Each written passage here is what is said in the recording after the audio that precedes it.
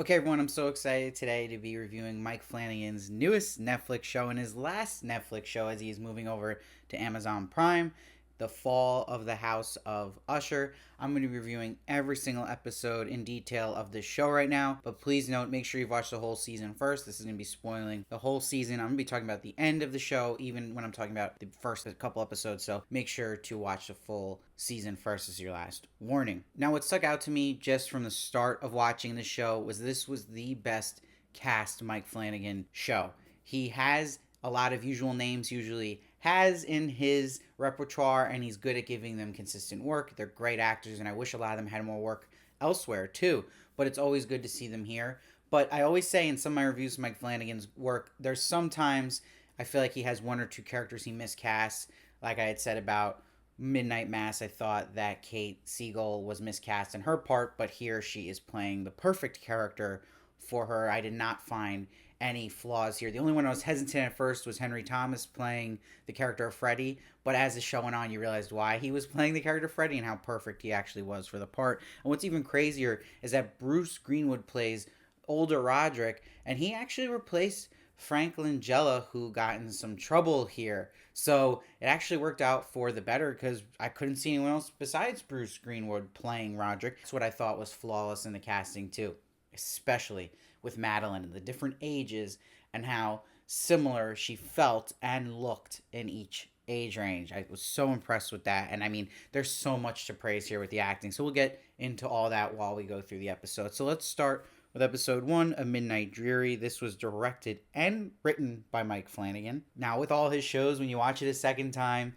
you get so much more out of it, and that's even with the opening shot. He's opening with another brick in the wall, and this is alluding to that important wall here that we now know Rufus Griswold is put in, and that is where he will die. And you hear the jester bells in the first shot of this show, so it's giving you these big hints in how important this wall would be, and it's that important New Year's Eve. And it's cool just knowing Verna's name and that she's revealed later on to be the Raven, that Verna is an anagram of the word the Raven, so that was your big hint, obviously. And also in the posters with her having a Raven mask. Now, you actually see when Roger is thinking at the funeral about his children's deaths, you see a montage of all their deaths. You get the quickest glimpse, but you see just in the base form how they're all gonna look when they're facing their death, which I thought was really cool. And you right away are going to feel like that inspiration from Succession here. This show felt like a horror version of Succession, where it really felt like that, not only in the look and feel of it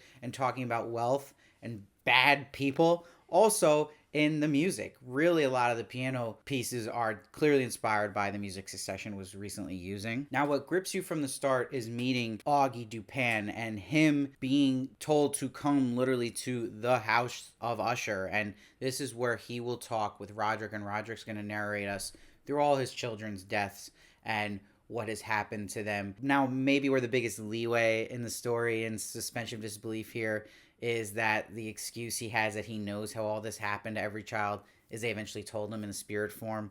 Okay, like even in the rules of this show, it's a little much and a little easy, but that was probably one of my small gripes with that. But otherwise, I think that all still lines up really well. And I just absolutely loved watching older Augie with older Roderick talking. Every moment with them was so good. And that's also a props not only to Bruce Greenwood, but also to Carl Lumbly, who's also great. You probably recognize him from Falcon and the Winter Soldier recently. And then you notice on second watch that same bottle of liquor that Verna had is the same one that Roderick is holding, knowing then that it is his last night on Earth, or it's what you drink when it's your best night of your life. So really interesting. We see both versions of that for Roderick. And he mentions Madeline is downstairs in the basement, and then you know where that's going to turn. But when you're first watching the show, that is what's adding the intrigue here and sucking you in. Now, what also stood out to me about the show right away, which gave me such relief, was the hardest thing I was on about Midnight Mass was how long the monologues were.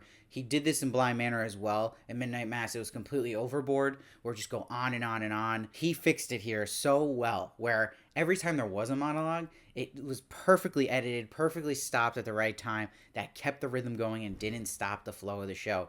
It's what made this one, to me, really be up there with the levels of Haunting of Hill House. I'm so impressed at how they fixed that. Now, I love this line where Roderick says, "I called you tonight to give you the only thing you ever wanted, my confession." So we see that tape recorder, and that's going to be important because that's going to become so important to be the payoff at the end of this show when Augie's looking at the grave and has a tape recorder there and doesn't even want it anymore. He doesn't want the confession. He doesn't care about it anymore, which I love. And we'll break more into why I love that and the message of that when we get to that in the final episode. And that's why it's so important that in this first episode, he starts with talking about 1953 at the beginning of his life with him and Madeline, these two twins. He's like, you cannot understand the things I've done unless you understand the life that Madeline and I were born into. This was so important because you see this in shows. A lot of times they try to build sympathy with the character, but what I believe the show was doing was showing you that, trying to trick you down that similar route, like, oh, maybe we'll start to feel for Roderick. But I think they're showing you you're supposed to feel for him and feel for Madeline, their upbringing, of course, but it's showing you people who choose to do the same thing to others and be evil and almost use it as an excuse, and that you shouldn't. And I really appreciate they put all this effort to show that. Now, I love when you even see little Madeline. She is, from the start, the one that is pushing all the moves. She is the mastermind behind all this and really gets the worst out of Roderick whenever she can and brings that out in him. When you really look back at this story, Madeline and Roderick really are, you're just watching the life and the decisions and why they do the things they do, and why you shouldn't really sympathize with these people that are really just two antagonists at the end of the day of this show. And how they connect so well throughout the show, that Roderick would learn from people as a child of William Longfellow, who his mother killed. And what's crazy about that is that Madeline will kill him the same way his mom killed William Longfellow, who was really his dad, and that it's showing you he replaced that version of William Longfellow. And he also imitates a lot Rufus Griswold, who's another version of William Longfellow. Roderick just became the man he hated and said literally word for word lines that they had said throughout this show, which I thought was fascinating. And I love seeing Lulu Wilson, another Flanagan all-star from Haunting of Hill House. She's also in a great movie, Becky, you should check out. But it was good she got a part here, and I love the young actor who plays young Roderick. Looks exactly like Zach Gelford. I don't know how they do this, but they did a great job. And this really establishes this flashback, how their relationship works, Madeline and Roderick, and that was the most important thing to make this show really work, and they do such a good job with that. And you also get the Edgar Allan Poe writing blended in, starting right around here when they're talking about the mom being buried alive. Now, when they realize their mom left the ground, I mean, something about this visually was like the best lightning I've ever seen on screen. I thought it just looked so real. And I like it gets the grandfather clock swinging, just a little foreshadowing about Freddy and that pendulum. And as this premiere goes on, we learn about Ligadone and the opioid epidemic and the mountain of corpses that piled up since painkillers were marketed, and how much Roderick is responsible for this. And that Augie had this great move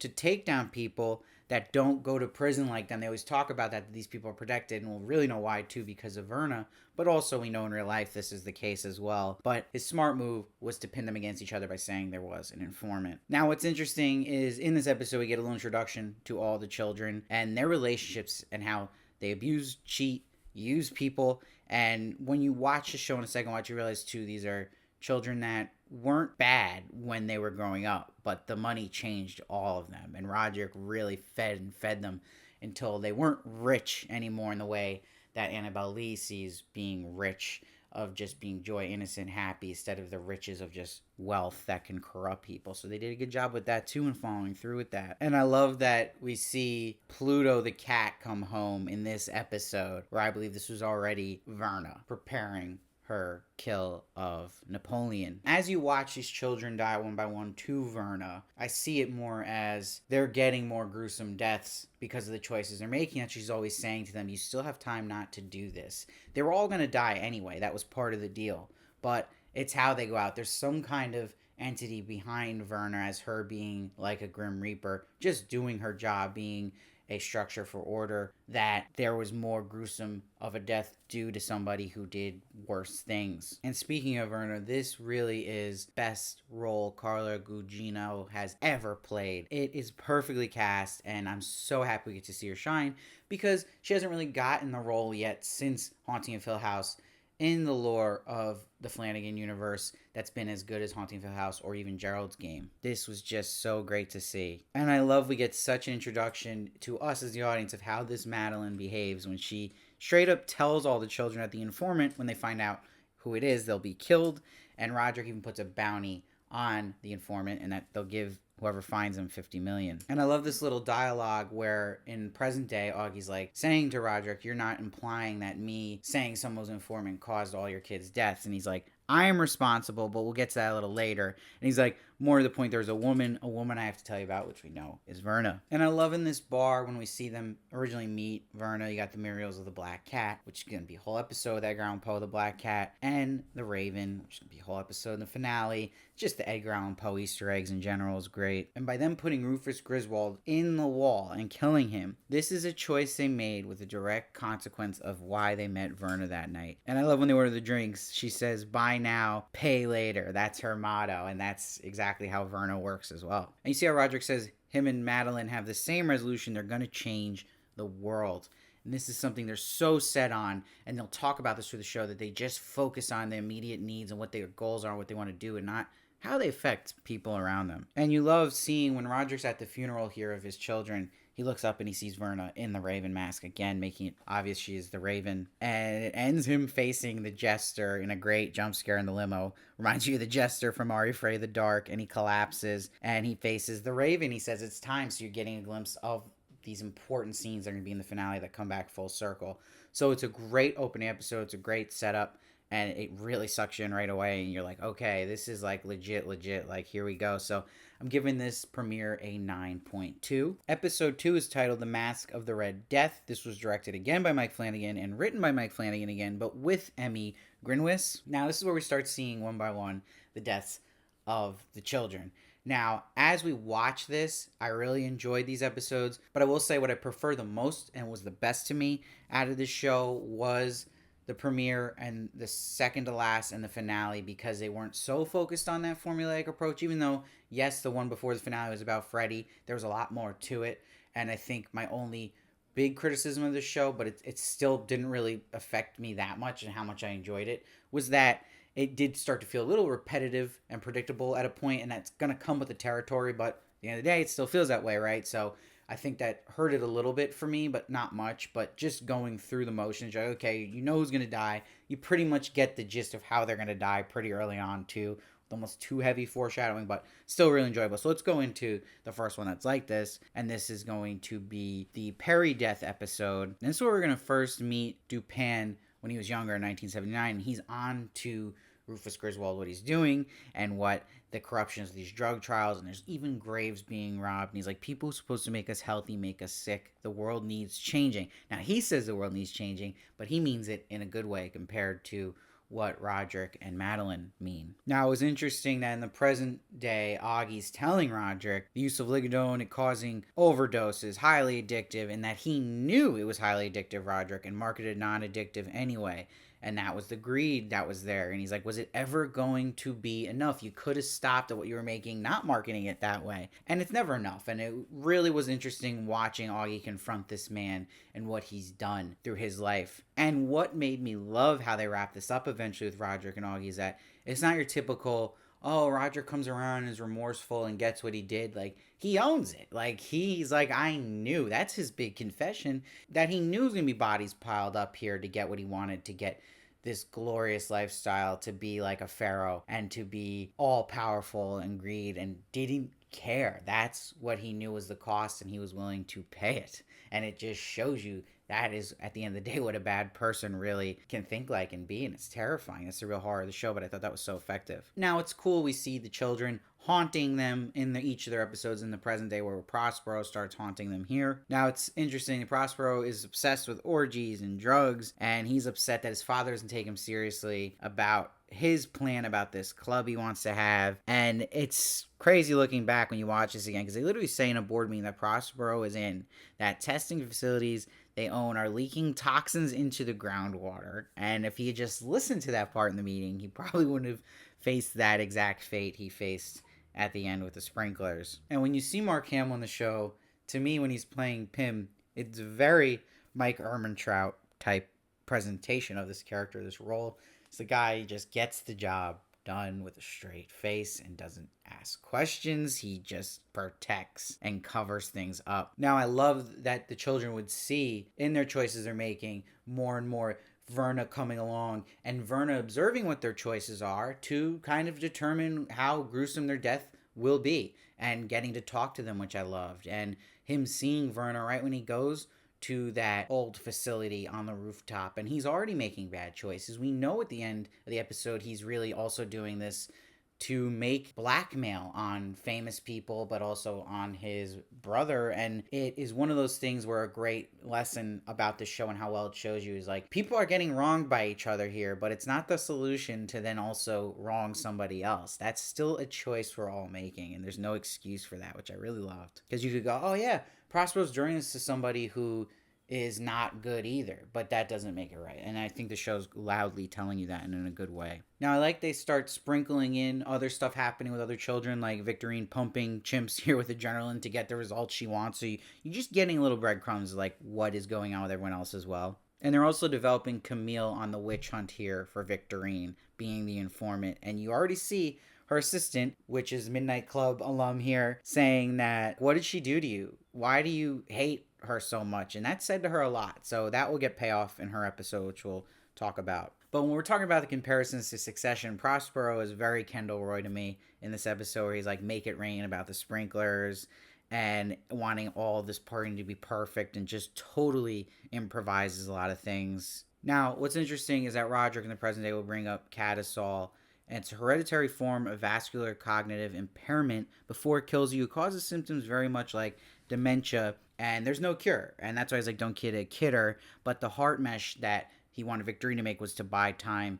It's more preventative, and it'd be something he could sell. Now, this is very fascinating, the whole Cadisol idea in the show, because it plays with what Mike Flanagan likes to do. Because there's supernatural here, but there's also parts of this form of dementia running through this family, and that when they're all snapping in and out of it, that you could say parts of it is that genetic dementia kicking in, but at the same time it really is Verna possessing them or haunting them in ways. So they like to toy with you there, and you can take it how you want, but I always find that's very interesting, and Flanagan's the best at that. And then we see in the flashback, what's so important is when Roderick is pitching Rufus Griswold is Ligadone. And remember, he loves Ligadone. He loves literally Ligadone, who is the form of Juno, played by the great Ruth Codd from Midnight Club. That is when he again says it again, this world needs changing, to Rufus. So you're just seeing his intentions here. He's like, Fortunato will be a miracle. This is how you change the world. But he does bring up his mom was in pain, agony. He's like, you make billions doing this, but that's not why you do it. But this is where he was at this point, Roderick, but he's not fully down the dark path yet. You gotta wait for Madeline to really bring that out in him. And that's where he's, interestingly in the past, pulled between this side of Annabelle and Madeline and Augie, and that Madeline at the end of the day is going to pull him more and more to his dark side that was already in him. It's like that demon versus angel decision on a shoulder, and she's always leaning that demon way and gets that out of him. I also want to just mention with Annabelle, Katie Parker, what I talked about with the great casting here, this was her best Flanagan role. I wasn't a fan of her Haunting of Hill House. The character she was playing, I didn't think it worked, but for her here, she was amazing. So again, it really shines how well this was just knocked out here with the casting. And this is where we'll see he says the Edgar Allan Poe poem about Annabelle Lee, which I loved, is true love. And this is really important into his choice and how he chose this lavish empire and greed and success and power over who his true love was in Annabelle Lee. So this is really showing you how effectively Mike Flanagan blended in Edgar Allan Poe's works with this modern story. I also love that Madeline here loves his ideas of algorithms, of course, and even it can write TV shows and movies, so that's a very timely thing to bring up. But this is where Annabelle Lee says to Madeline, aren't there some things only sad people can do, not these algorithms? And yeah, that's alluding to Edgar Allan Poe himself and his talent that can't be replicated, but also Roderick, because we know he was a great poet and that he could have gone that route of the poor poet and not this life of corruption and power. And it's crazy because then in the present timeline, we actually see the older Madeline takes Lenore's journal at one point to use for the bot version of Lenore, which gets this insane payoff of being the bot that is texting Roderick at the end of this show. But you see they're obsessed with immortality, the Ushers, and comparing to Egyptians and these immortality collections they have. And I love they show Madeline showing the pick here they would use to take out of the brain before mummification. And to me, this is what she's planning to do with AI. Now, a great humorous moment is when Lenore walks in on Juno and Roderick and she says, "Oh, hello, Grandpa and Grandma." And Juno's like, "No, never again." That was great. But we learn how they met and that Juno was in a brutal car accident. And it's crazy they wanted Roderick to see her because she was on a dosage of Ligadone no one was ever on, and she was conscious. And this is great later on this little story because he looks at her as the monster and he's Dr. Frankenstein. Really, really awesome. Now, we also see in these bad choices that Perry is making that he goes to reel in Freddy's wife because he hates Freddy anyway and is just luring her like, "Hey, I still see that fiery, free-spirited goddess in there." And she's like, "How dare you? I'm your brother's wife." And he's like, "Yeah, that's pretty hot." And he actually gets it out of her. But you have to understand with the character of Maury is that she was tempted to cheat, but she didn't. And this is the false claim that Freddy thinks she did. So that leads to absolute chaos, which we'll get into. But you got to remember that here. She didn't actually cheat at this club. Now, we'll also get a little hint about Tammy here, played by the great Samantha Sloan. Another case of just, I wish she got more work outside of Flanagan. She's so good, and he always gives her great parts. And you knew seeing her that Tammy was just going to be awful, like an awful person. She's so good at playing those type of characters. And we see she has this prostitute come over to role play with her husband, and she gets off on it. So you're already kind of fascinated by what the hell is going on here. And then we get a little time with Camille, and we learn that her assistants have another use besides just doing their daily duties as assistants. I mean, Kate Siegel is amazing in this part and hysterical. She was the funniest part of the show to me. I thought this was a perfect part for her. It was so exciting to see her play a character like this. Now, I love when we get to this big club scene that Verna walks in with this skull mask that she's eventually going to put on Perry. And I love when Perry goes into the room and first sees Verna laying there in the bed. You bet your ass the way she was sitting on that bed was a nod to her starring in Mike Flanagan's Gerald's Game. And she says, "Is it everything you wanted it to be?" And he said, "Not yet, almost." And she says, "Nearly realized is the sweetest. It's better, I promise, in the moment just before than the moment after. That is the truth of the world." Just fascinating writing here. And she said, "And there's still time to stop it." And she's like, "Things like this, all things in fact, have consequences." And brings up how he was the consequence of a harmless choice by someone in a moment where you didn't even exist, talking about Roderick having him with a woman on the whim. And she's like, "We could have had fun, you and me." And I think this is just a disappointment in him, knowing she was having to kill him, but there could have been a better way out with all this with him. And he's just as dirty as the rest of the ushers. And you knew the sprinklers were going to be the doom. And I loved hearing the Nine Inch Nails Closer here. That got me pumped up. And you see Verna even warns Maury to leave. Unfortunately, she doesn't get out. And the acid comes down, the lights are flickering. It was amazing to Nine Inch Nails. So good in a horror aspect of it. And you see Perry looks like Vecna at this point. So really strong second episode. I'm going to give this one an 8.7. Okay, so we're going to go to episode 3 now, Murder in the Rue Morgue. This was directed by Michael Fimognari and written by Mike Flanagan and Justina Ireland. Now, Michael Fimognari's done a lot of cinematography for Mike Flanagan, and his directing in this show blew me away and how good it was. You're living up to someone like Mike Flanagan's directing, and you have another person here who's coming into their own as a director, and he absolutely kills it in this show. I was really impressed with that.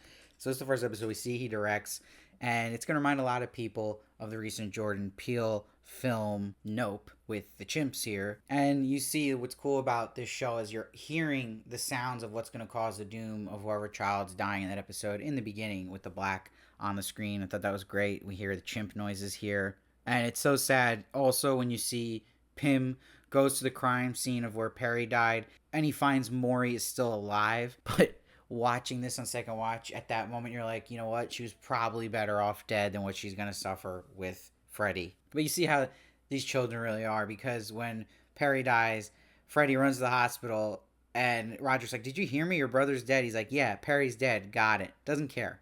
And Camille is just worried about the PR of all this. It really shows you their characters and how nasty they can be. And she just wants to take this as an opportunity to build sympathy for the family. And there's a great line Camille has here where she's like, "That's why we have a charity wing, so we can paste someone's face on it when we need it." And she even has the gall to connect all the opioid losses to grieve too. We grieve with you.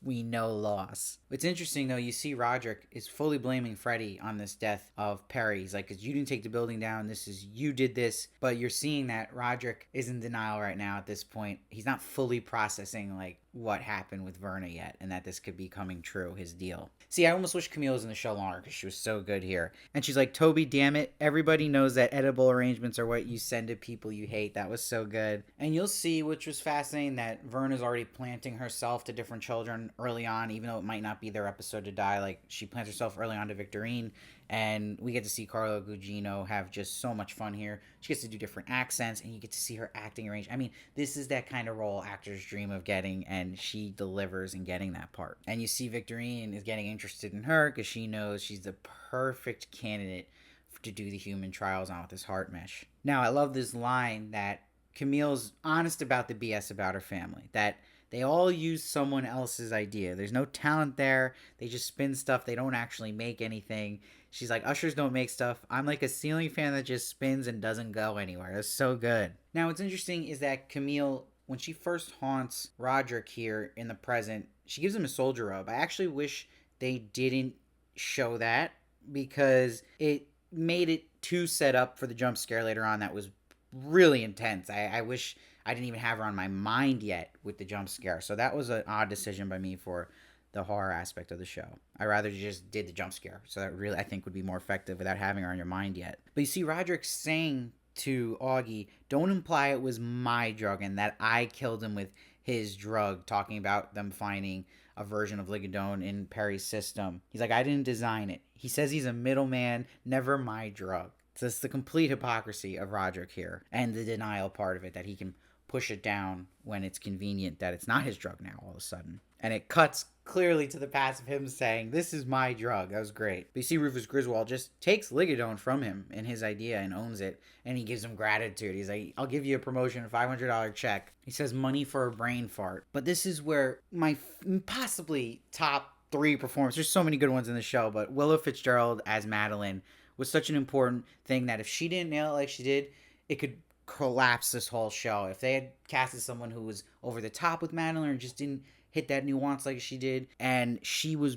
perfect here. I was amazed, and it really started showing when she has this important scene with Roderick and brings up their foster parents and how Roderick was defiant with them and that didn't work. He got locked in a closet for it. So she's like, Madeline herself went the other way, would kiss up to them, play them, and then she would get them and throw them under the bus. So she's like, she didn't know it was me until they had her foster parents in cuffs. She's comparing that to Rufus Griswold, that they have to do the same thing with him. And she mentions how the more you fight, the more bricks he will add till you're in your own tiny little tomb. So that's gonna literally be what they put Rufus Griswold in, which was amazing. And you see Annabelle hearing all this is freaked out. You know, she's a normal person who gets this is psychotic thing to say. And you see, you know, the red flags are there for Annabelle. She says at night to Roderick, I know she's had it hard. Both of you do, but I don't like her, honey. I'm sorry I don't. And this again goes to like, you can't have excuses for this behavior either. You had it hard, but you're obviously not in the right mindset. Now, also happening in this episode is that Leo blacked out his apartment and he killed his boyfriend's cat. And I believe this was already Verna because she'll be wearing a similar collar when she's in human form that was on the cat. Now, maybe the scariest scene in the show to me was actually when Lenore goes to see her mom for the first time in the hospital and she's ripping off the bandages. That was just terrifying because it felt very real. Now, the funniest part, hands down, of the show, and the probably top 5 scene for me, is when Camille's assistants come and tell her that they're in love. And Kate Siegel's reaction is amazing. She's like, you two fell in love, Tina. 1 month after I finished paying off your student debt, Tina. And she's like, my name isn't Tina, it's Beth. That was so good. And she goes, I don't give a shit, Beth. And the funniest line of the show is when she says, Camille, when the norepinephrine wears off and the two of you are laying in bed next to each other and one of you lets out a long fart in your sleep, you're going to look back at this moment and realize what a stupid decision you both just made. I fell over laughing. That was a funny line in any Mike Flanagan work. I was just like, I wish we got more Camille at this point, you know, just great. And then we also get to see Verna planting herself to Tammy and meets Tammy as Candy, the prostitute who's going to sub in for her other prostitute, and she aces the imitation here. She's perfect as Tammy. And of course, Tammy's going to get off on this. But props to Carla Gugino nailing that. And we'll see Camille will meet Verna at the security guard at Rue. See, I love when Verna says to her, why do you hate her? Talking about Camille hating Victorine. She's like, on paper, you should have been allies. The bastard daughters of Roderick Usher. What an alliance you could have made. And Verna jumps on the table and is like connecting to the chimps here, which was crazy. And again, Carla Gugino just out of this world here. And she's like, you picked the worst job to hide your true nature. You clean up dirt for a living, where Victorine on the other side didn't. She looks like Mother Teresa on the outside, but inside though, she's like, you two are the most alike. You hate her because she hid it better. This was awesome. And I love also she gets these lines in like, you lot can't make a lipstick or dandruff shampoo without making something suffer, talking about the animal testing. And she's like, I love how deliciously, pointlessly mean you lot can be. And Verna really, as a conduit for the chimps, is like, you're right. She lies, talking about Victorine, and she pumps us full of adrenaline to make it look like it works. So she's admitting, like, yeah, Victorine deserves this, what you're about to do to her, but it doesn't justify you doing the wrongful act. She's like, you didn't have to come here, though. You could have happened quiet, peaceful, in bed, but it guess has to happen like this because of her choice to do something like this. And she's mauled by the chimps, you know, like, yeah, if she didn't choose to do a nasty thing back to nasty people, which isn't the solution, she could have died peacefully in bed, but she didn't. And you love hearing the chimps in the credits. Brutal. I do wish we got a little more intensity with actual visual with the chimps mauling her, but okay, that's fine. Maybe I sound nuts saying that, but I still loved it.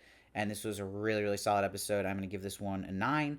I just wish we got more Camille, but that's just not against the show, but that's just me as a fan. It's just so much fun to watch Kate Siegel have fun here. Okay, now episode 4, The Black Cat, was again directed by Michael Fuminari, who does a great job again, and it's written by Mike Flanagan and Matt Johnson this time. So it's one of my favorite episodes, and you start with the cat noises, and you're like, oh no, like here we go. And you see Leo is with Verna, who has a collar on like the cat, and he wants a replacement black cat. And it's interesting that she says, I have a soft spot for the short timers, always have. This was to me a little foreshadowing about her feeling so sad about having to kill Lenore, who was very young and very innocent. Now I also want to mention that it really to me was already Verna taking over that first cat, because it wasn't him killing the cat that was what got him in trouble and having a more gruesome death to me. It was him already cheating on his boyfriend without telling him when that cat was going to come into that apartment. So that's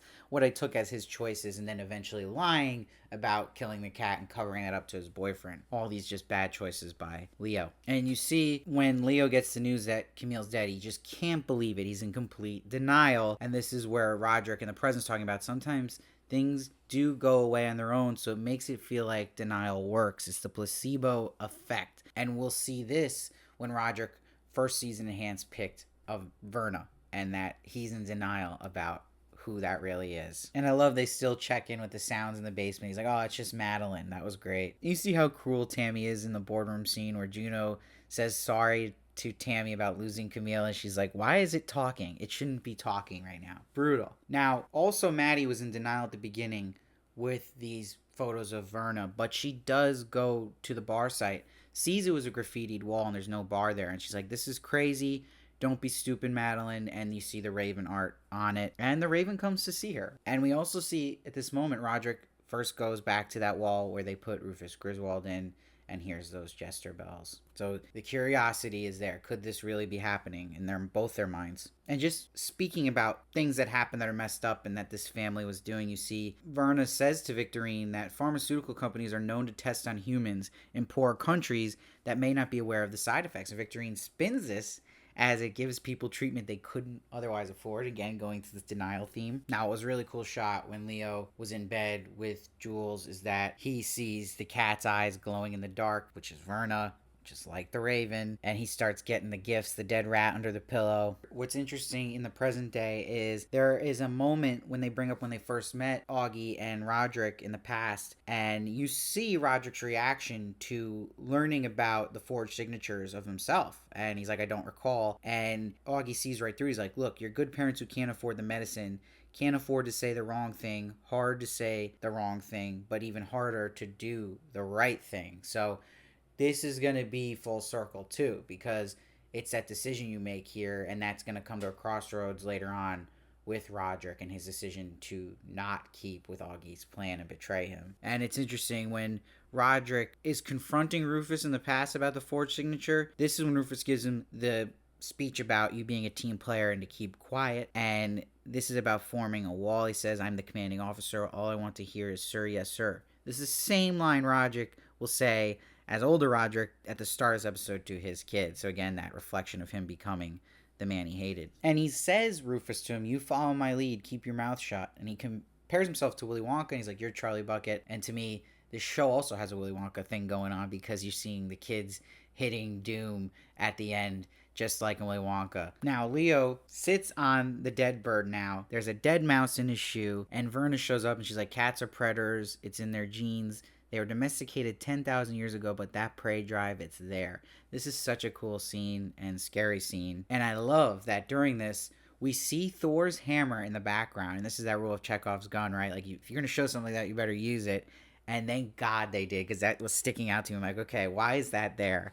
And it gets such good payoff with him actually using Thor's hammer here. And he even says he got it from Hemsworth. And while you're watching this, was I the only one thinking like how amazing Carla Gugino would be as a Catwoman? And I love, she says that they're predators because they're deficient. And she says, a lot like your father, aren't they, Leo? And you see when he pushes one eye out of the cat, her eye comes out, connecting that, and that she's the cat. Really cool horror effect. Now, we also learned that the doc came by at one point to Roderick and told him he had Catacell, same as his mom did, and it's in an advanced stage, and that he's attributing hallucinations to that because he sees the dead Perry version haunting him. Now, Jules comes home to Leo going nuts over this cat with Thor's hammer in his hand, and remember, this whole episode, Jules doesn't ever see this replacement cat, and that he doesn't see him in this moment either, but Leo does, and it's Verna, and that she's baiting him to jump off the ledge. And I love that when he jumps off the ledge, it cuts to the tub where all the prey go of this cat, so he's just part of that now. And we see Verna, to me, being also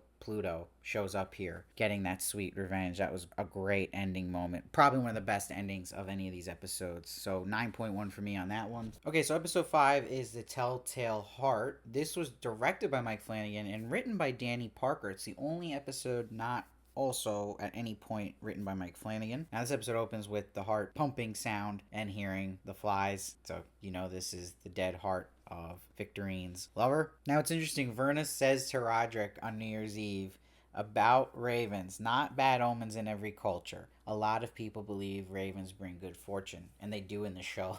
They ended this evil bloodline of the Ushers. Now you'll see even Augie infers that New Year's Eve is when things went to crap with Roderick and Annabelle. Even though he is kissing this other woman for a reason to show face and an alibi, he's also probably right in this statement. And you see how Roderick looks at the funeral of his other mistresses. He doesn't even acknowledge them or console them. It reminds me a lot of Succession in that shot we saw at the funeral where you see all the mistresses of Logan Roy. It's so tragic watching this over too, because you'll notice with Maury in the hospital that she was on the up and up, the doctor was saying, when Freddie decides to take her home and do what he does to her. So really brutal. Now, we learned Victorine did not tell Alessandra about the big surgery she's gonna do next week, and she's telling her like, look, can't back out. We have to do this. It's human trials now. There's $200 million of Roderick Usher money here. And we learned she forged a signature to clear the use of the prototype heart mesh. So this is so unethical.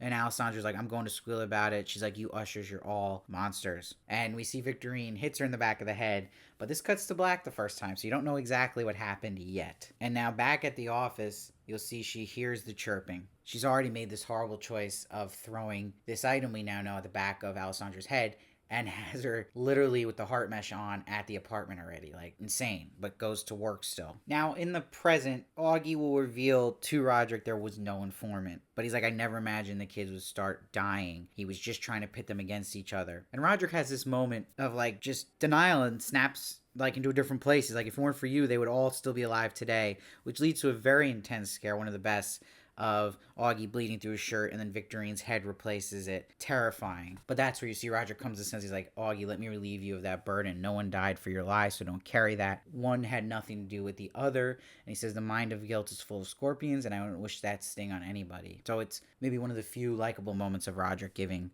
Augie that peace of mind there. You also get a scene here where Griswold is just completely being a creep to Madeline, putting her down, and her way she sticks up for herself to Griswold. You learn more about Madeline, how she says to Werner she doesn't want to have a man have power over her and I'd figure out how to live forever being her vision and her dream. And the way he's talking to her about her mom, you just sense like this was the nail in the coffin for him in Madeline's plan and killing him. Now, a little thing you gotta catch is Freddie had a bouquet of flowers for Maury when he brought her home, and Lenore brings in growing plant to Maury, and she's like, who wants to watch their favorite flower die slowly in a vase?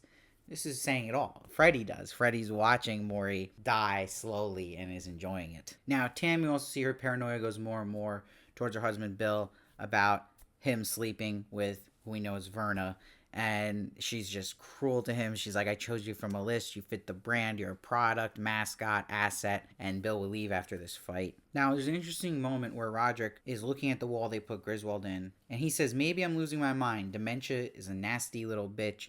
Or maybe this crazy BS is right. Maybe I know how to stop it. So he's thinking, okay, if I OD on Ligadone, then my kids will live. No one else is going to die from that deal. But he can't do it. He's a coward, he says. And he's like, 10 seconds, you'd save them all, thinking of jumping off the building. It's interesting. Roderick apologizes to Victorine about pitting the kids against each other. He's like, I wanted to make you stronger and I was wrong. But you feel like he's just saying this because he needs something from her. He needs that heart patch. And he's like, I may need your work more than you know, willing to go all in. But this is where he sees and hears the heart as she turns off the music. And this will lead into showing what really happened with Victorine and her lover, and that she had this choice where she could have at least still called 911 and couldn't have that secret get out, though. She can't go to jail. She's like, this was an accident. You hear me. Just denial again. And you see she's like, I forgot. And it shows her holding that surgical knife. Just crazy scene. And you see Roderick now opens the door, sees the heart mesh device on the heart of Alessandra. It's like, okay, it works. You know, the device, it's pumping. And that's where Verna's like, it's just pumping a dead, useless heart. She says she takes over Victorine. And she says, wish you dumped.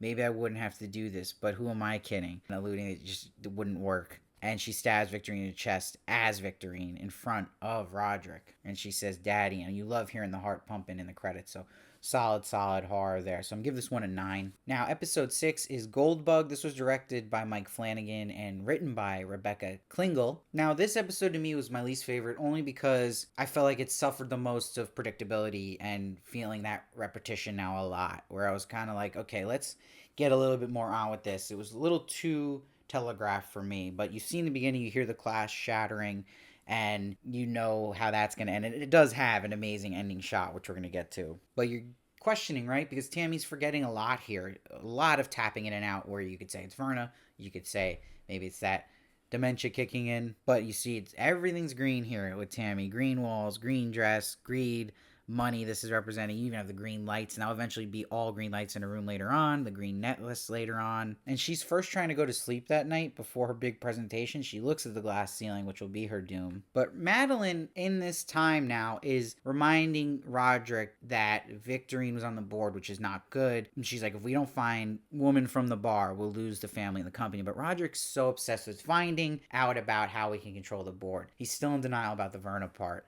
It's there, but he's still trying to choose denial. But Madeline is accepting it. Madeline knows, like, okay, this is the problem. This is happening. Now, what's actually sad here with Tammy is that there's a moment where her husband Bill says, you are not okay. You are not alone in this. I'm with you and I love you. That definitely happened. And she says back to him, I don't. But she actually had a moment where she did answer him, but it was too late. You wish she said this answer to him, where she says she wants the world to see they aren't just pill pushers. Usher named more than just Roderick and Madeline. And she says, I'm scared, Bill. She's actually honest with him.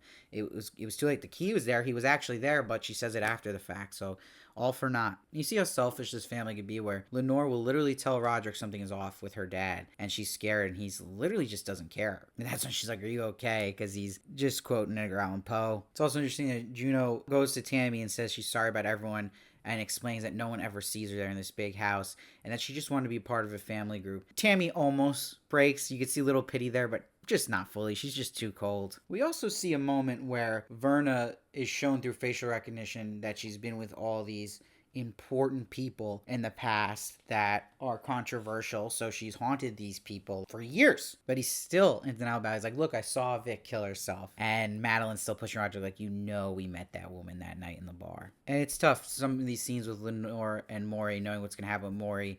And it's sad. She says, I love you to Lenore as they're watching The Raven from 1935 with the swinging pendulum scene, which is going to foreshadow Freddy's death. And you get a little Gerald's Game Easter egg. You see it in the Netflix queue when they're watching, which was cool. And you see when Freddy is with Maury, he's like, how long were you effing him? He won't even give her a chance. She's trying to just talk a little bit, but he still wants to make her aware while drugging her and torturing her like this.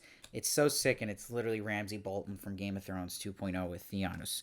Really hard to watch. I was like shocked it went there with his character, like threw me off. It was crazy. Now, Tammy will see at the speech Verna doing her speech as her in the green outfit, and Ruth Cott as Juno. Her reactions here are priceless in the crowd to support her, and Samantha Sloyan just kills it here as Tammy in this scene. And I love on the slideshow during the presentation, it all changes to Verna. And then it shows a video of her role playing. And she throws the mic stand and hits poor Juno right in the head. That was crazy. But Madeline's there and sees Verna and knows what's going on. She tries to grab her and she vanishes. And this is where back at the apartment, Verna's going to have some fun with Tammy, showing what it would have been like of her apologizing to Bill. And she's like, you still have time. And I'm sure in these warnings Verna's giving, you do these right things, the time she's saying to get a less gruesome death, but they never do. They keep going through with the bad choices. And she says, you might not believe me, but this part has nothing to do with you. Talking about her father's choice she's suffering for of that death coming. And Tammy just says, I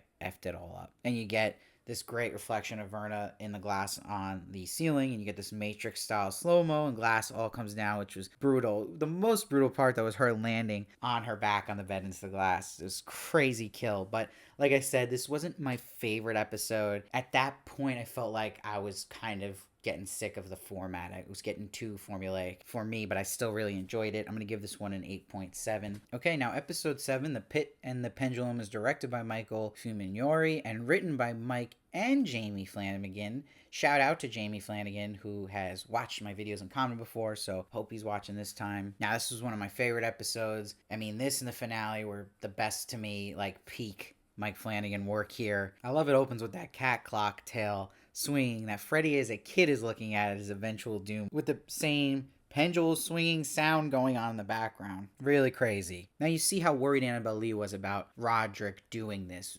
ratting out the company, and that he'll be fired. She's like, I want your word when it's done. We can count on your help. And Dupin says, you can't blow the whistle without a whistleblower, but he agrees that he'll help them. And Dupin says to Roderick, both of us lucky in one way at least. Got good people at home who love us anyway. Let's not let them down. This is exactly what Roderick will do. He'll let them down, and he'll choose the greed, money, and the Madeline path over this wonderful family he has. And this will really pay off in the finale when you'll see that Dupin is saying he is a more rich person having a loving family. And I love that Augie reflects back in the present day saying that what made him trust Roderick is I trusted her, so I trusted you, talking about Annabelle. Really good writing there to explain that. And he says it sustained me a bit knowing you lost her, which was interesting. And he says there was no such thing as a good usher, but there was one, Annabelle Lee Usher, the only good usher, and you chased her away. But this is where Roderick's like, no, there is another good one, that's Lenore. She had all the best of Annabelle Lee without the broken heart. So you really get the payoff of the Edgar Allan Poe feel of the stories with the Annabelle Lee and with the hint of Lenore and the Raven poem and how that's going to wrap. It's really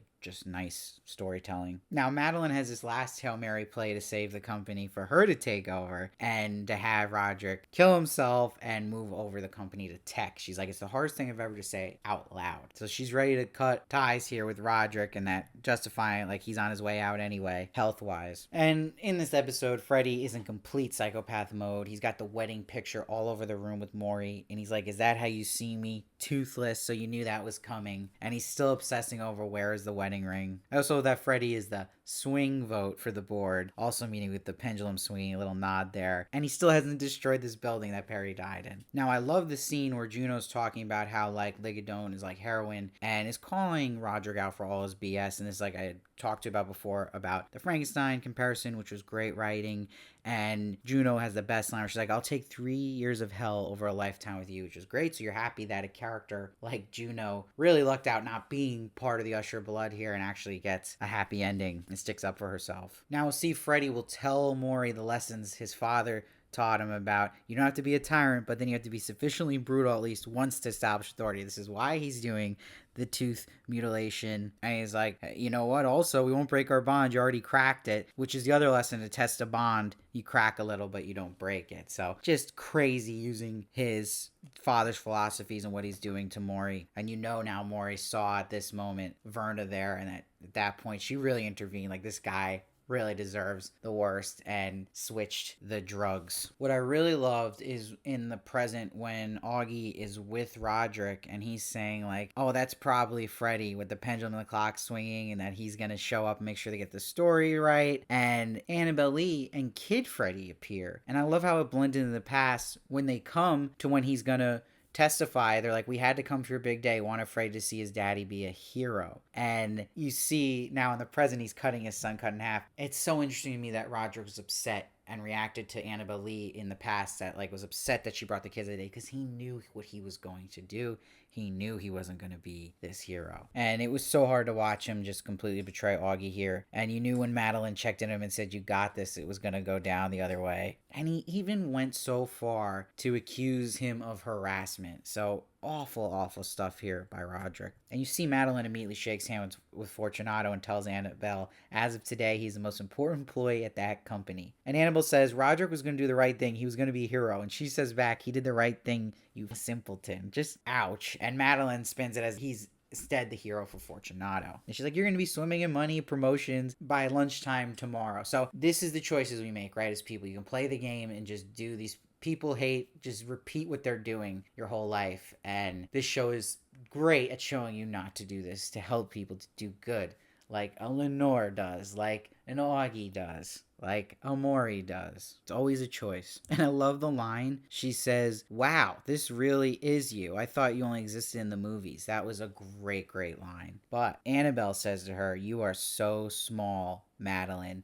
And she'll actually use that same line on the brick she writes to Rufus when they kill him, you are so small. Madeline also becoming a Rufus herself. And Annabelle was really the right one in that saying here. The hypocrisy we're seeing. Now, I love when Madeline sees Verna when she's older, and Verna's talking about she sees what Madeline was, is, and could have been shoulder to shoulder. That was really cool. And she's like, years ago I offered you certainty, tonight I offer you clarity. And this is where she tells her that her brother would have been a broke poet. And she'll then beautifully read Edgar Allan Poe's The City and the Sea. And it's a city ruled by death, sin starts to sink, a place hell would worship. So this really is the House of Usher. You see it in the imagery of the show promotions. So really cool. And this, we'll also see Verna visit Freddy before he dies in the warehouse with the wrecking ball on its way, which was awesome. And she says he could have been a pretty good dentist. She's like, it's here, Freddy. I'm finally here. And he's making him watch it all come down. The pendulum starts to swing over him. And she says there's other easier ways this could have been done. But then you had to bring her home, and then you had to grab the pliers. And I love the writing where she says to him about Roderick, he did you wrong, Freddy. You only ever wanted to be loved by him. You only ever wanted his approval, and it's still no excuse. This was a line of the show and sums it all up perfectly. I love this because you'll see a lot of people who do wrong like this will justify their poor upbringing as the reason why, or someone hurting them or harming them the wrong way, and thinking that's okay to repeat that behavior when it's not. I almost wish the episode ended on this with the pendulum swinging closer and closer, but they did have to get this scene in where Madeline goes to Roderick, into the world together, out of the world together, and she wants him to kill himself. She's like, I love you more than anyone in the world, and now I need you to be a hero again, referencing the time when he betrayed Augie. And she said, now that's a legend, that's a king, you're saving us all. But she hears the bells at the wall one last time, and Verna's like, no way, too easy. So nice cliffhanger there, and one of my favorite episodes of all time in the Flanagan universe. So strong and great writing. So I'm giving this one a 9.5, and a great job by Henry Thomas playing a character I didn't even know he was good at playing. So really cool. Okay, and now the finale, episode 8, The Raven. This was directed by Michael Fuminari and written by Mike Flanagan and Keely Sanchez. This, to me, was the masterpiece episode.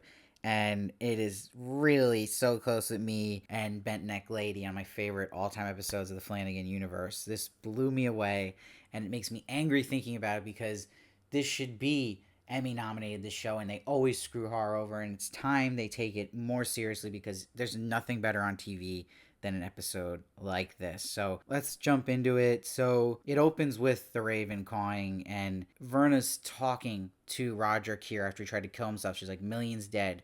Who knows how many addicted? Can't accept your resignation. Maddie thought it was a loophole to make this all stop, him dying. And the Jester jump scare here when he stands up after seeing Verna was so intense. It got me really good. And what's huge is when we see the good choice finally happen, where Lenore says the truth to Pym about her dad and stands up to Pym and is like, he's a ghoul. He mutilated my mom, and will not go with Pym's plan to lie about it and cover them up. And you'll see even Roderick says to Pym later, she got that from Annabelle, the only other good Usher. Now, what was really important is we learned that Annabelle had custody of the kids, and Roderick hated that. So he bombed them with money when they were old enough, and they would pick him instead. And it's great writing where he's like, when I saw them, I saw myself. Whatever of their mother had been in there, it was gone. It was killed by the money. This is such good writing and themes about money and what it does to people. And he tells Augie he saw Annabelle Lee at the funeral. And this ghost of Annabelle Lee says to him that when people asked her how he took them, she said he's rich. But she said, you didn't feed them though, you starved them. But you weren't rich. I look at you and I see you, the poverty of you. And then she has a great line where she says, maybe this is a kindness in disguise. Maybe they died in their childhoods. Whew. Crazy. It's also interesting. We see she has damage in the back of her head, but we never get explained where that was from and how exactly she passed away.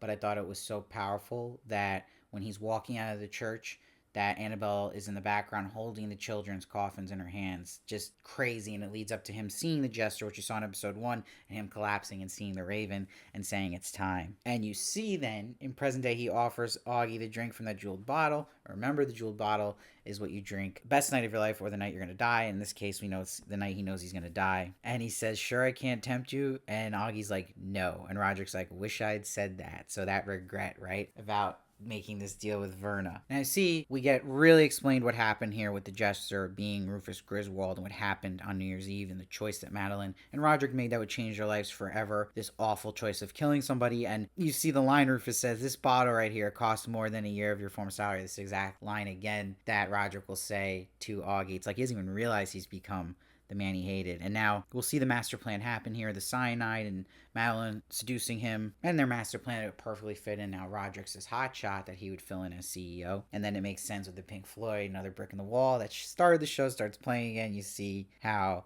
it ends up with literally them putting bricks in the wall. And now where the gold starts to happen is when we see when Verna talked to them that night later with the deal. She's like, so what would you do to make your dreams come true? What would you do if I told you can achieve all the success you ever imagined? Lifetime of luxury, comfort, all the power. But this is also where Verna stuns them and brings up them killing Rufus. And she says, what if I could guarantee you could get away with it? You will be the king and queen of Fortunato, your birthright, no legal consequences your whole life. Explains why the Ushers never got charged for anything, as Augie will say. And she says, we are sitting outside of time and space. This is the moment luck meets opportunity. And this is where Roderick's like, what are you going to say? It cost one of our souls or whatever? And Verna's like, no such thing. But even if it was, you already sold them tonight, one brick at a time. So good. And she says, it won't even go on your tab. The price is deferred. Let the next generation foot the bill. Also a great line, because it's a problem and a great theme we've had about paying for the sins of our fathers, the generation before us. And this is an example of a choice they had. A lot of people don't care. They act like they do, but they're thinking for themselves and not even the future generation. And then she goes, so that's the deal. You get the whole world. And when you're done, just before you die, Roderick, when you would have died anyway, your bloodline dies with you. And then when Madeline's like kind of trying to say, okay, this is Roderick's deal, she's like, no, you two die together. You came to this world together and you go out of it together, or no deal, which is great. And connecting to the twin theme here. And this is a great question she has here, where she's like, the kids would never want for anything life of luxury where they could live a little longer but struggle. And she says, what's more loving, 40 to 50 years of a gilded life, or 70 to 80 years of anxiety, tribulation, and heartache? And it's interesting that Madeline says, I say that's a good deal. And at first she's not totally believing this whole thing. And Roderick doesn't even hesitate and says, I say that's a done deal. And even Madeline's stunned how locked in Roderick is. And she says, I don't even have kids. This is his thing. And he's like, you have a deal. So this goes back and it pays off so well in this episode when Roderick owns in his confession, like he knew what he was doing. He knew it was going to cause. This was just a choice he decided to make. And you see Roderick explains when they left That bar that night, it faded like a dream, a delusion shared by two. And they never talked about it again. And then what's also interesting is when Pym's story's wrapped up here with Verna, and she sees him at the House of Usher, and she has a little phone with him, lets him think that he captured her. And she says, one of my favorite things about humans, starvation, poverty, disease. You could fix all that just with money, and you don't. And she talks about all the vanity things we instead choose to use that money on. And she brings up Pym did not do anything when his expedition group did bad to an indigenous woman. And he says, we're a virus, I think. And Verna says, though, but so damn interesting. Had to go topside, had to see the ship go by with my own eyes.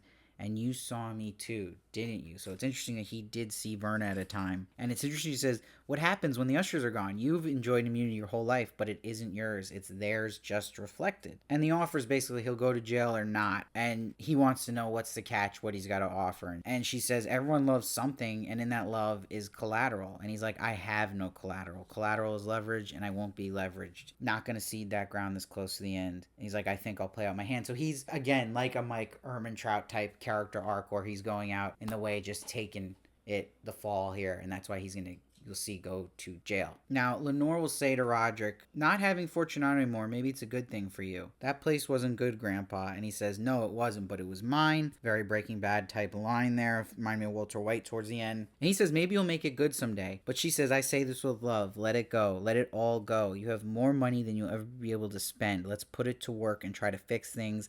Let go of Fortunato, Legadone. It's not too late to fix that. Fortunately, it is for him. But she, and her choices she's already made, has fixed things, and her mother will fix things, which is great. And that's the sad part here when Lenore has to meet Verna. And this is just where Carla Gugino is just brilliant, where she's like, there's a lot about my job I love, but there are moments like these that bring me no joy. And she gives Lenore peace of mind in her death about her mom and all the good she will do, and how many lives her mom's foundation will save. And in a decade, it'll be millions. And she says it gets hard to count. People she helps others, and they help others. Again, going to this theme about all these good choices you make in helping someone just pays it forward. But she says, this is the part I want you to hear. You did that. When you got her out of the house, when you defied your father, you did that. You saved those people. That choice you made echoes through millions of lives. I thought you should know that. The complete opposite of the effect that Madeline and Roderick had, where they affect millions of lives in the other awful way. So really powerful stuff when she kills her. And I'm happy they honored the deal with Verna, and that it had to happen that way, and that they didn't make it sappy and somehow she lives kind of thing with Lenore. So really, really paid off. Now, what's great is you really feel that Edgar Allan Poe feeling, and the directing here by Michael Fimignari is incredible when he brings in the Raven poem, and we see the Raven at night and how much this affected Roderick losing Lenore. And he'll never again, when they're saying never more see Lenore again. And we get that reveal that it's an AI bot of Lenore that Madeline was making is what he's been texting. And just the lighting and the dead Lenore haunting him with the Raven was so awesome. And when he goes to the boardroom, he's got all his dead children and his grandchild in front of him, and Verna shows the bodies fall behind him that he caused. She's like, that's your legacy. Now, we'll get to see,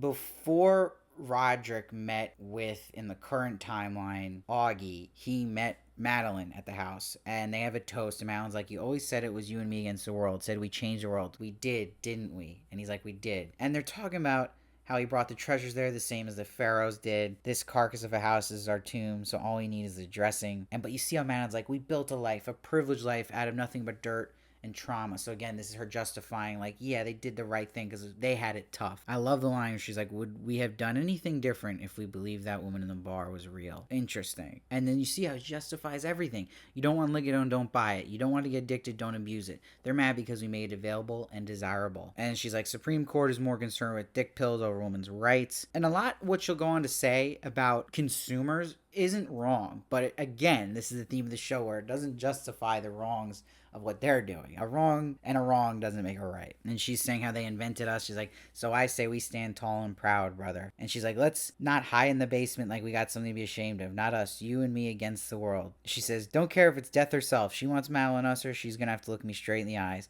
Just an amazing moment for just now this all-time villain of Madeline Usher. She's like, really, like, Roderick's the villain of the show, but Madeline Usher is like really the true villain of this show. And then he poisoned her. And he gives her the goddess burial that's been hinted at the whole show of Tussarit, and literally cuts her eyes out, puts her eyes in. But the craziest thing was she was not dead. This is the same mistake he made with his mother. And I love how that leads her to coming upstairs. But he says to Augie, I'm sorry for all the times I inconvenienced you. May not have been perfect, but you can't say we didn't change the world. How many people can say that at the end? I promised my confession, here it is. I knew, deep down, in the witching hour, I knew. I knew I would climb to the top of the tower on a pile of corpses. And we told him it was about soothing the world's pain. That's the biggest lie we told. You can't eliminate pain. There's no such thing as a painkiller. And imagine if we put that on the bottle. I bet I could have still sold it. Incredible. Incredible writing, incredible moment. This just sold the whole show for me here, that he owned it here and he knew what he was doing. It wasn't like this thing where he figured it out later. Like, just crazy stuff here. And when Augie saw Madeline, it was just intense. And you see she chokes Roderick like the mom choked the boss, again showing he kind of fit those shoes of the boss too. And the House of Usher comes crumbling down. Now, my favorite shot of a show in years, I'm not just saying this, in of horror, was Verna on top of that house. That is how you do horror, with the lightning and her eyes glowing as a raven, and Augie seeing her on top of the house crumbled of Usher, and the raven clawing leaving. Incredible. That is why I say this is also a masterpiece. Not only the writing, not only the acting, but that visual horror shot there. What you're feeling in that moment, feeling like Augie seeing that, was unbelievable and unreal, like incredible. And we see that Juno completely dissolved Fortunato. Every dollar went to addiction help, and she weaned herself off Ligadone. Like I said, she gets a happy ending. Pym's arrested, some justice there, but he remains the only conviction of Fortunato pharmaceutical case. None of the Ushers, because that was the deal. And then Dupin has this great monologue at the end to the Roderick grave where he says, opioid epidemic is with us now. You tattooed on the world, but they're trying to take it down. And he puts the recorder in front of the grave and he says, it don't matter why you did any of it in the end. I don't care why you did it. We don't want your confession, rationale, or explanation. Goodbye, Roderick. I'm going home to my husband, my kids, their kids. I'm the richest man in the world. You know that? Incredible. And a great message. And yeah, it doesn't matter what your philosophy is, your confession, why you did something. Like, you still did it and you had that choice and it's wrong. So that was really good. And that he had the true riches with his family. And Verna, aka the Raven, shows up to Augie, which was awesome. And we'll see she puts the tokens of death of each child and the grandchild and Roderick and Maddie's on the graves. And it ends with the Raven flying away to end the poem. Absolute masterpiece of an episode. So it's a 10 for me. And when I averaged out all the scores of the season, I'm going to give it a 9.2 it comes to. And it's like this close to Haunting of Hill House for me, where Haunting of Hill House will still be my number one, just because of how many masterpiece episodes are just in that one season. But this had the best end and the best story full around. And I feel like a lot of people like this the best because people were complaining about maybe too sappy some of his other work. This doesn't have the sap. And it really, my favorite thing, it got rid of those overlong monologues. And look what came of it. Just amazing level. So definitely better than Blind Manor, definitely better than Midnight Mass for sure, definitely better than Midnight Club. So this is number 2 for me right after Haunting of Hill House. I mean, this is an incredible show, and that finale, I would say, honestly, is tied with Bent Neck Lady for me for my favorite episode of the Flanagan universe. So I hope you enjoyed my review of this. I love reviewing his work because he's incredible and a once-in-a-lifetime talent we get to enjoy. He's the GOAT for me now of horror and has passed Stephen King in my eyes. So I'm just blown away by this, and I can't wait to see what he does with Amazon and he does with the Dark Tower series. So let me know what you thought. I want to hear all your thoughts, everything you thought about this show in detail. I really appreciate it. And subscribe so you don't miss one of my reviews. I really can use all support I can get. And if you like X-Men, I have an X-Men channel out, X-Men Trove. Hit that subscribe on that as well. And I'll see you next time.